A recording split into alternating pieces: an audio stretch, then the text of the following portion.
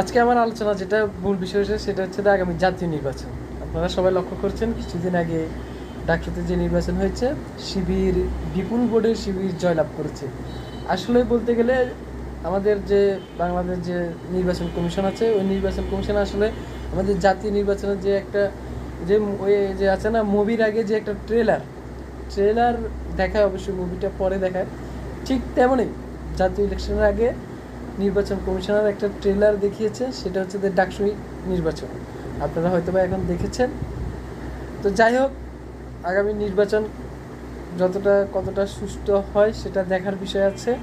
যাই হোক, আশা করি যে ডাকসু নির্বাচন হচ্ছে সুবিধ গ্রহণযোগ্যতা এবং কি সাধারণ মানুষের 100% সিকিউরিটি না দিতে পারলেও 80% সিকিউরিটি দিচ্ছে যে এই নির্বাচনটা অনেক অংশে সুষ্ঠু হয়েছে, যেটাতে শিবির সাদিক কাইয়ুম বিপুল করে জয়লাভ করেছেন।